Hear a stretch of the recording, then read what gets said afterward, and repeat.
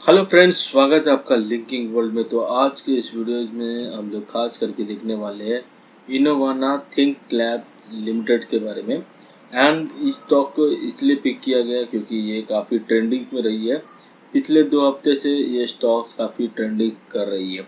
तो सबसे पहले ये वीडियो शुरू करने से पहले मैं आपसे रिक्वेस्ट करना चाहूँगा कि अगर आप चैनल में पहली बार आए तो सब्सक्राइब करके नोटिफिकेशन बेल आइकन जरूर क्लिक करना। वीडियो अगर अच्छी लगी तो लाइक जरूर करना और शेयर भी जरूर करना। तो चलिए वीडियो को शुरू करते हैं। तो सबसे पहले हम लोग इसका हिस्ट्री ऑफ रिटर्न देखेंगे कि इनोवाना थिंक लैब लिमिटेड ने अब तक का कैसा रिटर्न दिया है। तो आज की तारीख में यहाँ पे 5% के आसपास गिरावट देखने को मिली है, जबकि अगर हम 1 वीक की बात करें तो 19% की ग्रोथ देखने को मिली, 19.49। तो ये अपने आप में बहुत बड़ी बात है। जो भी एफडी से एटलीस्ट 3 टाइम ज़्यादा है, एफडी से 3 टाइम ज़्यादा आपको एक हफ्ते के अंदर ही अच्छा रिटर्न देखने को मिल रही है। जबकि अगर हम 1 मंथ की बात करें तो काफ़ी लाजवाब है। एक महीने में 67.53% की यहाँ पे प्रॉफिट देखने को मिल रही है। जबकि अगर हम बात करते हैं 1 ईयर की तो 1 ईयर में यहाँ पे 21% की ग्रोथ देखने को मिली है। बात करेंगे 5 ईयर्स की तो 5 ईयर्स में 1241% की यहाँ पे ग्रोथ देखने को मिली है। जबकि मैक्सिमम लेवल पे अगर हम बात करेंगे तो वो है 3546%।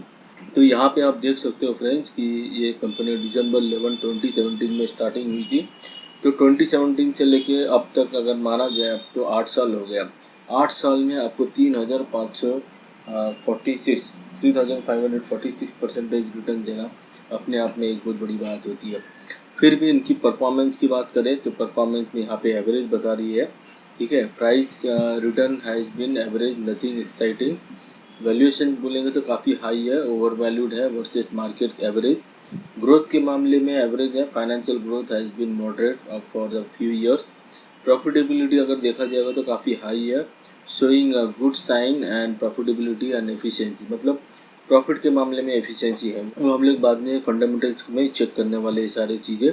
फिर हम देखते हैं एंट्री पॉइंट बहुत ही बैड है क्योंकि the stock is in the overbought zone. तो ओवरबॉट जोन पे पहुंच चुकी है, तो अभी एंट्री मार के कोई फ़ायदा नहीं है एंड ये नुकसान वाली बात हो सकती है। लेकिन मेरा कहने का मतलब, ये स्टॉक लेके आने का मतलब यही है कि आपको वेट एंड वॉच करना है। अगर स्टॉक अच्छी है तो वेट एंड वॉच करना बहुत ज़रूरी है।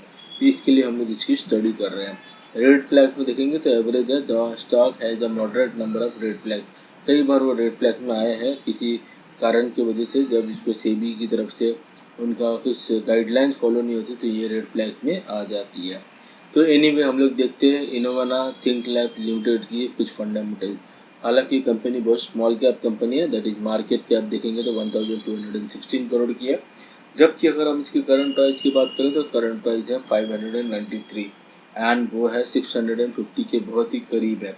ठीक है, तो ज़्यादा दूर भी नहीं है, एटलीस्ट 57 रुपीज़ कम है यहाँ पे। जबकि इसकी ऑल टाइम लो जो है 52 वीक लो है वो है 270 से भी हम समझ सकते हैं कि ये स्टॉक में एटलीस्ट 300 रुपीज़ के आसपास बढ़ोतरी देखने को मिल रही है। स्टॉक भी यहाँ पे हमें बताती है कि सिग्नल अच्छी है 27.6, जो कि 30 के नीचे है। ये एटलीस्ट 30 के नीचे होना चाहिए। ओरिजिनल अगर हम बुक वैल्यू देखेंगे तो इसका ओरिजिनल प्राइस 100 रुपये होना चाहिए, जबकि इसका ओरिजिनल करंट प्राइस चल रही है 593। तो हम समझ सकते हैं एटलीस्ट नियर बाई 6 टाइम्स ये 6 to 5 टाइम्स ये बढ़ चुकी है, 5 to 6 टाइम्स ये बढ़ चुकी है। डिविडेंड यील्ड की बात करें तो 0% है डिविडेंड यील्ड, एटलीस्ट कुछ ना कुछ 0.5% तक होना चाहिए, और अच्छा बोलेगा तो 1% डिविडेंड यील्ड होना ही चाहिए। बात करते हैं कंपनी क्या करती है। इनकॉर्पोरेटेड इन 2015 को innovative think lab limited is a business of software development. ये स्टॉक जो है वो सॉफ्टवेयर डेवलपमेंट करती है। ठीक है, तो आर देखेंगे काफ़ी लाजवाब है 26.7%, एंड जो आर है वो 23.9% है। फेस वैल्यू है 10, यानी कि फेस वैल्यू अगर फ्यूचर में 1 होती है तो आपके 1 के बदले में 10 शेयर मिलने का संभावना है। तो रिटर्न ऑन इक्विटी में मैंने सारे कुछ दिखा दिया आपको हिस्ट्री में। एंड हम बात करेंगे इसकी प्रॉस की। प्रॉस में क्या है, company has a good return on equity, track record of 3 years, that is 25%। And cost में देखेंगे, दो the company is reporting repeated profit it is not paying out dividend. ठीक है, डेट ऑफ डेज की बात करेंगे, इंक्रीज 64.6 to 3 डेज। तो यहाँ पे हम देखते हैं डेटर डेज इसमें बहुत बढ़ती नज़र आ रही है। वर्किंग कैपिटल में भी बहुत बढ़ती नज़र आई है, 70 से लेके सीधा 157 डेज पे आ चुकी है। Peers company left hand side में देख सकते हो, TCS, Infosys, ICL, Wipro, Tech Mahindra, LTI, Mindtree, Persistent, ये सब के सब फंडामेंटली काफ़ी स्ट्रॉन्ग स्टॉक भी है। इसमें से बहुत सारे स्टॉक के मैंने ऑलरेडी फंडामेंटल एनालिसिस किया है, आप चेक कर सकते हैं। क्वार्टरली रिजल्ट की बात करें तो यहाँ पे हम ये देखते हैं कि इक्विटी सेल्स में है जो है 27 करोड़ का सेल्स हुई है, एक्सपेंस 12 करोड़ का हुआ।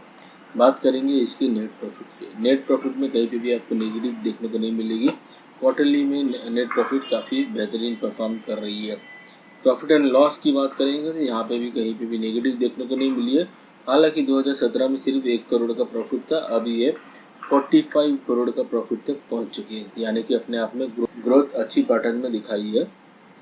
कंपनी कंपाउंडेड सेल्स ग्रोथ की बात करेंगे तो लास्ट ईयर 3% का है, जबकि कंपाउंडेड प्रॉफिट ग्रोथ 17% का है।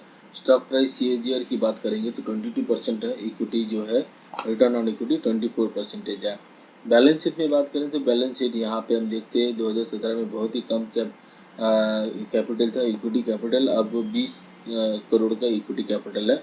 रिजर्व्स कंपनी के पास 185 करोड़ की है, इसके सामने बोरिंग कम है, एंड इसके सामने अदर लाइबिलिटी 29 है। अगर मैं यहाँ 44-30 ऐड कर दूँ तो एटलीस्ट ये 73 के आसपास होता है। तो 73 करोड़ के सामने रिजर्व फिर भी ज़्यादा हाथ में है। फिक्स असेट्स की बात करें तो 67 करोड़ की है, जबकि इसकी इन्वेस्टमेंट कर रही है कंपनी दैट इज़ 59 करोड़।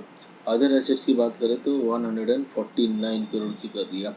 बात करते हैं फ्रेंड कैश फ्लो की। कैश फ्लो में यहाँ पे ऑपरेटिंग एक्टिविटी में इस बार पॉजिटिव देखा गया, जबकि इसकी investing and financing activity negative है। डेटा डेज हमने बात किया, ये काफ़ी बढ़ती नज़र आई है, ये अलार्मिंग सिंबल है। यहाँ पे अलार्म है, मतलब इसका बढ़ रही, मतलब अच्छी बात नहीं है, ठीक है।